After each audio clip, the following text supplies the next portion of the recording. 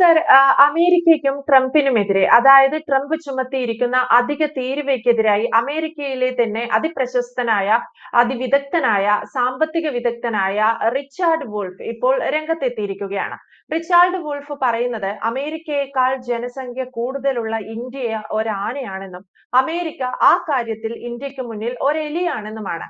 അപ്പോൾ അങ്ങനെയുള്ള ഒരാനയെ ചെന്ന് എലി മുഷ്ടി ചുരുട്ടി ഇടിക്കുന്നതിന് തുല്യമാണ് ട്രംപ് ഇന്ത്യക്ക് ഏർപ്പെടുത്തിയ ഈ 50% വരുന്ന നികുതി തീരുവ എന്നാണ് റിച്ചാർഡ് വൂൾഫ് പറയുന്നത്.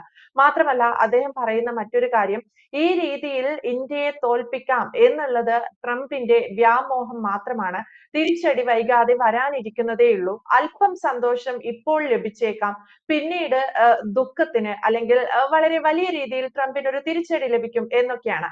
മാത്രമല്ല പ്രശാന്ത് സാർ, ഈ അമേരിക്കയിലുള്ള ഫെഡറൽ അപ്പീൽ കോർട്ട്, ആ കോടതി പറയുന്നത് ട്രംപ് ചുമത്തിയിരിക്കുന്ന അല്ലെങ്കിൽ ട്രംപ് ലോകരാജ്യങ്ങൾക്ക് മേൽ ചുമത്തിക്കൊണ്ടിരിക്കുന്ന, അധികമായി ചുമത്തുന്ന, നിലവിൽ ഇന്ത്യക്ക് ഉൾപ്പെടെ ചുമത്തിയ ഈ തീരുവകളെല്ലാം ഇല്ലീഗലാണ്, നിയമവിരുദ്ധമാണ് എന്നാണ്.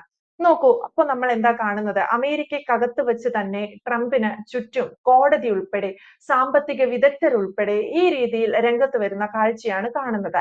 ഇനിയും ട്രംപ് ഈ ഇന്ത്യക്ക് ചുമത്തിയിരിക്കുന്ന ഈ ഒരു തീരുവ പിൻവലിക്കാൻ സാധ്യതയുണ്ടോ? അതുമല്ലെങ്കിൽ റിച്ചാർഡ് വൂൾഫ് പറഞ്ഞിരിക്കുന്ന ഈ കാര്യങ്ങളെ നമുക്കെങ്ങനെ വിലയിരുത്താം? അതായത് ഈ ഇപ്പം അമേരിക്കക്കകത്ത് അമേരിക്കൻ പ്രസിഡന്റ് എടുക്കുന്ന തീരുമാനങ്ങൾ അയാൾക്ക് വേണ്ടപ്പെട്ടവർ എന്ന് പറയുന്ന ആൾക്കാർ മാത്രം, അതായത് അയാളുടെ കയ്യിൽ നിന്ന് വല്ലതും മേടിച്ച് ഞണ്ണുന്ന, സാധാരണ ഭാഷയിൽ പറഞ്ഞ ചപ്പ ചപ്പട ചപ്പട അടിക്കുന്നവർക്ക് മാത്രമാണ് ശരിയാ ശരിയാ എന്ന് പറയുന്നത്. അല്ലാതെ തലയ്ക്കകത്ത് ആള് താമസമുള്ളവരും ലോകത്തുള്ളവരും കോടതിയും ഉൾപ്പെടെ ഉള്ളവർ ഈ പറയുന്നത് പോലെ ഇത് അപകടമാണ്, അല്ലെങ്കിൽ ഇതിനകത്തൊരു ഗുണവും ചെയ്യത്തില്ല, ഇന്ത്യയുമായിട്ടുള്ള സൗഹൃദമാണ് പോകുന്നതൊന്നും അല്ല വിഷയം, അമേരിക്കയുടെ നിലനിൽപ്പിനെ ബാധിക്കും. ഇപ്പൊ ഇന്നലെ ഇവിടെ നമ്മൾ പരിശോധിക്കുമ്പോൾ നമ്മുടെ മാധ്യമങ്ങളൊക്കെ വലിയ കുഴപ്പത്തിലും വലിപ്പത്തിലും ഒക്കെ പറഞ്ഞ് രൂപയുടെ മൂല്യമൊക്കെ താപ്പോട്ട് പോയി. ശരിയാ, തുടക്കം ആ രൂപയുടെ മൂല്യമൊക്കെ താപ്പോട്ട് പോകും. കുറച്ച് ദിവസത്തേക്ക് നമ്മുടെ കമ്പോളത്തിനകത്ത് വരുന്ന ഒരു ഒരു ഒരു വാക്വം ഫീൽ ചെയ്യുമെന്ന് നമ്മൾ പറയത്തില്ലേ, ഒരു ഫീൽ ചെയ്യും. അത് ഫീൽ ചെയ്യും. ഫീൽ ചെയ്യുമ്പോഴാണല്ലോ മീനിനെ പിടിച്ച് കരയ്ക്ക് വെക്കുമ്പോൾ ആ മീന് പിടച്ച് പിടച്ച് വെള്ളം ഉള്ളിടത്ത് ചെന്നിട്ട് ആ വെള്ളത്തിൽ ചാടും, അല്ലെങ്കിൽ അതിനുവേണ്ടി ഒരു ശ്രമം നടത്തും. ഇതാണ് നരേന്ദ്രമോദി ആദ്യം പറഞ്ഞത്, നമ്മൾ അതിജീവിക്കും, അതിന് നമ്മൾ തയ്യാറെടുക്കും, അതിന് നമ്മൾ ഒരുക്കങ്ങൾ നടത്തി. ഒരുക്കങ്ങൾ, ഒരു സാധനം സുതാര്യമായിട്ട് നമുക്ക് ഇപ്പൊ ഒരുക്കം വേണ്ടായിരുന്നു. നമ്മൾ ദീർഘകാലമായിട്ട് ഒരുങ്ങി ഒരുക്കി അല്ലെങ്കിൽ ചെയ്തുകൊണ്ടിരുന്ന ഒരു സാധനം അമേരിക്കയിലൊക്കെ കയറ്റുമതി. അപ്പൊ അതവിടെ നിന്ന് നിർത്തി, അല്ലെങ്കിൽ അതിനകത്ത് അത് വേണ്ട തീരുമാനിക്കുമ്പോൾ അത് മാറ്റിയിട്ട് വേറൊരിടത്തോട്ട് നമ്മളെ, അല്ലെങ്കിൽ അതിനു വേണ്ടിയുള്ള ഒരുക്കങ്ങളും രീതികളും നടക്കുമ്പോൾ ശകലം ഒരു ലാഗിങ് വരും. അതുകൊണ്ടാണ് ഇപ്പൊ സംഭവിച്ചിരിക്കുന്നത്. ഇത് തന്നെയാണ് അമേരിക്ക എടുത്ത് ഈ സാമ്പത്തിക വിദഗ്ധർ പറഞ്ഞത്, റിച്ചാർഡ് വോൾഫ് പറഞ്ഞത്, നിങ്ങൾ അപകടത്തിലേക്കാണ് പോകുന്നത്, ഇന്ത്യയുമായിട്ട് കളിക്കുക. അദ്ദേഹം പറഞ്ഞിറക്കിയെന്ന് പറഞ്ഞാൽ ആനയെ എലി ഇടിക്കുന്ന പോലെയുള്ളെന്നാണ് പറഞ്ഞത്. ആനയെ എലി ഇടിക്കുന്നത് പോലെയുള്ളെന്നാണ് അദ്ദേഹം സാധാരണ ഭാഷയിൽ പറഞ്ഞത്. അദ്ദേഹത്തിന്റെ ഭാഷ തന്നെ മലയാളത്തിൽ വ്യാഖ്യാനിക്കുമ്പോഴങ്ങനെ. അപ്പം ഇതുപോലെ കോടതി പറഞ്ഞു, നിങ്ങൾ എന്താണ് ചെയ്യുന്നത്? ഇത് അമേരിക്കയിലെ പ്രത്യേക സമയത്ത് മാത്രം ഉപയോഗിക്കാൻ പറ്റുന്ന ഒരു നിയമം ഉപയോഗിച്ചാണ് ഇയാൾ 100 രാജ്യങ്ങളിലേക്ക് കയറ്റുമതി അല്ലെങ്കിൽ താരിഫ് ഒക്കെ ഏർപ്പെടുത്തിയത്. അതായത് ഈ നിയമം നിയമനിർമ്മാണ സഭയ്ക്ക് അറിഞ്ഞ് മാത്രം ചെയ്യാൻ പറ്റുന്ന നിയമങ്ങൾക്കകത്ത് വരുന്നതായി താരിഫും ഒക്കെ.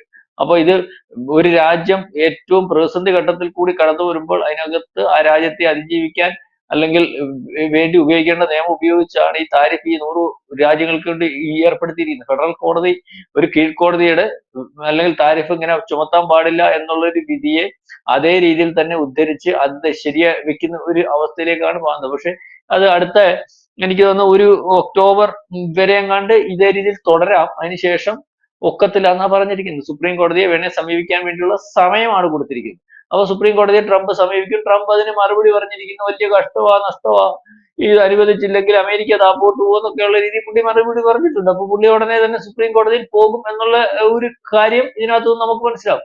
അപ്പം റിച്ചാർഡ് വോൾഫ് പറഞ്ഞത്, നിങ്ങൾ എന്താണ് ചെയ്യുന്നത്? ഇവിടുത്തെ വ്യാപാരം പണിയും ഇതിനകത്തെ ഈ പറയുന്ന പോലെ രാജ്യത്തിനകത്ത് സാധാരണക്കാര്, അല്ലെങ്കിൽ അവന്റെ വാങ്ങൽ ശേഷി അവനെ ഇല്ലാതാക്കും, അവനെ കുഴപ്പമുണ്ടാക്കും. ഇപ്പൊ അവൻ മേടിക്കുന്നത് 4 പീസ് ആണെങ്കിൽ ഇവന്റെ സാമ്പത്തിക കുറവ് കൊണ്ട് അവൻ 1 പീസ് മേടിക്കും. അപ്പൊ ഇന്ന് ഞാൻ കിറ്റക്സിന്റെ അദ്ദേഹം ഇന്നലത്തെ ഒരു കാര്യത്തിനകത്ത് മറുപടി പറഞ്ഞു, ഇത് വാൾ സ്ട്രീറ്റോ അങ്ങനെ എങ്ങാണ്ട് ഒരു വലിയ സൂപ്പർ മാർക്കറ്റ് ഉണ്ടോ അമേരിക്കയിൽ, ഞാൻ പേരെനിക്ക് കൃത്യമായിട്ട്, അവിടെ കച്ചവടം എല്ലാം കുറഞ്ഞു. 30 തൊട്ട് അല്ലെ 25 തൊട്ട് 30 വരെ ഔട്ട്ലെറ്റുകൾ ഉള്ളത് 2ഉം 3ഉം ആക്കി ചുരുക്കി. കാരണം ഇവിടുന്ന് വില കൂടുമെന്ന് കണ്ടപ്പോഴത്തേന് ആൾക്കാരുടെ കുറവ് വന്നു. മാത്രവുമല്ല പീസ് ഓഫ് ഇപ്പം ഒരു പീസ് ആട്ട മേടിക്കുന്നത്, ഞാൻ പറയുന്നത് നമ്മുടെ സാധനമല്ല, ഒരു ഉദാഹരണം, ഒരു പീസ് ആട്ട മേടിക്കുന്ന അല്ലെങ്കിൽ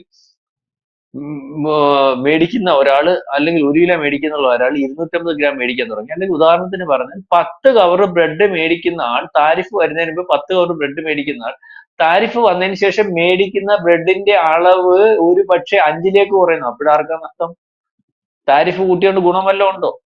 അല്ലെങ്കിൽ ഈ 10 കവർ മേടിച്ചാലല്ലേ താരിഫ് കൂട്ടിയോണ്ട് ഗവൺമെന്റ് ഗുണം ചെയ്യത്തുള്ളൂ.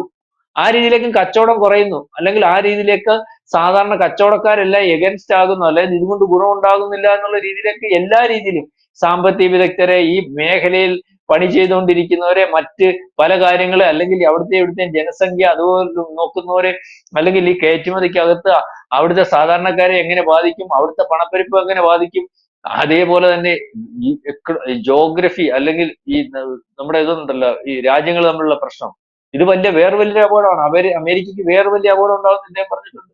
ഇത് ബ്രിക്സ് കൂട്ടായ്മയെ ശക്തിപ്പെടുത്തും. 35% ഈ പറയുന്ന കയറ്റുമതി ഇറക്കുമതി അവരുടെ കയ്യിലാ. G70 ഏതാണ്ട് 27% ഉള്ളൂ G7 രാജ്യങ്ങളുടെ കയ്യിൽ.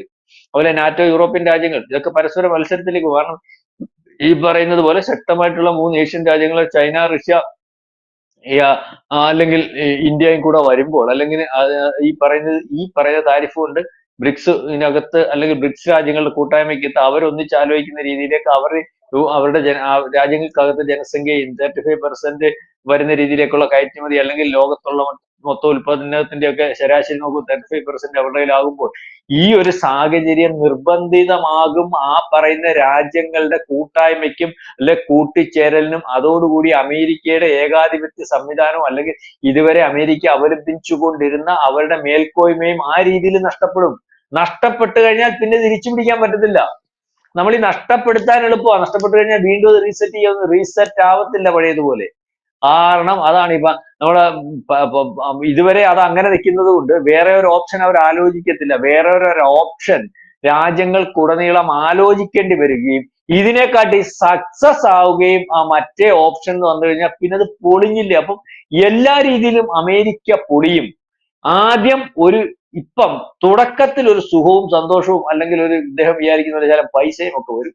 ദീർഘകാലാടിസ്ഥാനത്തിൽ അമേരിക്ക എന്ന് പറയുന്ന രാജ്യം ഈ താരിഫിന്റെ വിഷയത്തിൽ ഇന്ത്യയോടെടുത്ത നിലപാട് കൊണ്ട് ലോകത്തിനകത്ത് സാമ്പത്തികമായിട്ടും ബുദ്ധിമുട്ടും, അല്ലെങ്കിൽ ലോകത്തിനകത്ത് ആ രാജ്യം ഇപ്പം നിൽക്കുന്ന അവസ്ഥയിൽ, അല്ലെങ്കിൽ ജിയോഗ്രഫിക്കൽ ആയിട്ടുള്ള, അല്ലെങ്കിൽ ഈ പറയുന്ന ഇപ്പം നിൽക്കുന്ന അവസ്ഥയിൽ, അല്ലെങ്കിൽ രാജാവായിട്ട് നിൽക്കുന്ന അവസ്ഥയിൽ, ചക്രവർത്തിയായിട്ട് നിൽക്കുന്ന അവസ്ഥയിൽ, ലോക പോലീസായിട്ട് നിൽക്കുന്ന അവസ്ഥയിൽ നിന്നും ഒക്കെ വ്യത്യാസം വന്ന് വേറെ ഒരു ലോകക്രമം ഉണ്ടാകും.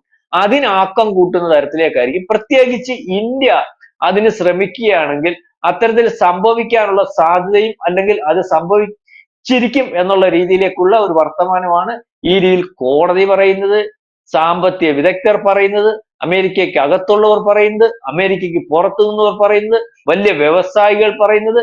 എല്ലാരും ഒരുപോലെ പറഞ്ഞിട്ടും പക്ഷേ ട്രംപ് ഇതൊന്നും ചെവിക്കൊള്ളാതെ അദ്ദേഹത്തിന്റെ ഒരു വാശി എന്ന രീതിയിൽ മുന്നോട്ട് പോവുകയാണ്.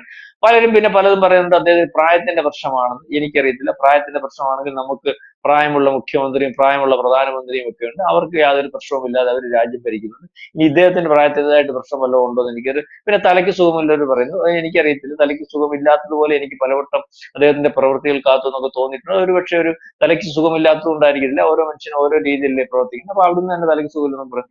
എന്ത് തന്നെ ആയാലും തലയ്ക്ക് സുഖമുണ്ടെങ്കിലും സുഖമില്ലേലും മറ്റും ഏത് രീതിയിലായാലും ഇദ്ദേഹം തീരുമാനിച്ചിരിക്കുന്ന, ഇപ്പം ഏറ്റെടുത്തിരിക്കുന്ന ഈ കാര്യങ്ങൾ അദ്ദേഹത്തിന് ഗുണമുണ്ടാകുന്നതല്ല, രാജ്യത്തിന് ഗുണമുണ്ടാകുന്നതല്ല. അദ്ദേഹത്തിന് ഗുണമുണ്ടാകുന്നതല്ല എന്ന് പറഞ്ഞാൽ ഒരു രാജ്യത്തിന്റെ പ്രധാനമായിട്ടുള്ള പോസ്റ്റിൽ ഇരിക്കുന്ന ആൾക്കുടെ ഗുണം എന്ന് ഞാൻ വിചാരിക്കുന്നത് നമ്മുടെ പ്രധാനമന്ത്രിയെ തുലനം ചെയ്യുമ്പോൾ അദ്ദേഹത്തിന്റെ ഗുണം എന്ന് പറഞ്ഞാൽ രാജ്യത്തിന്റെ ഗുണം. ആ രീതിയിലേക്ക് ചിന്തിക്കുന്ന ഒരു ഭരണാധികാരി ആയിരുന്നു എന്നൊക്കെ വിചാരിച്ചിരുന്നതുകൊണ്ടാണ് ട്രംപിന് ഗുണമുണ്ടാകുന്നില്ല എന്ന് പറയുന്നത്. ഏതായാലും ട്രംപിന് ഗുണമുണ്ടാകുന്നില്ല എന്ന് പറഞ്ഞതിന്റെ ഉദ്ദേശം അമേരിക്കയ്ക്ക് ഗുണമുണ്ടാകുന്ന ഒരു നിലപാടല്ലെന്നാണ് വിദഗ്ധർ പറയുന്നത്. അങ്ങനെയാണ് സംഭവിക്കാനുള്ള സാധ്യതയും ആ രീതിയിലേക്കുള്ള കാര്യങ്ങളും അല്ലെങ്കിൽ നീക്കങ്ങളും ഒക്കെയാണ് ലോകത്ത് ഈ ഒരു തീരുമാനത്തിൽ നിന്ന് നമുക്ക് മനസ്സിലാവും.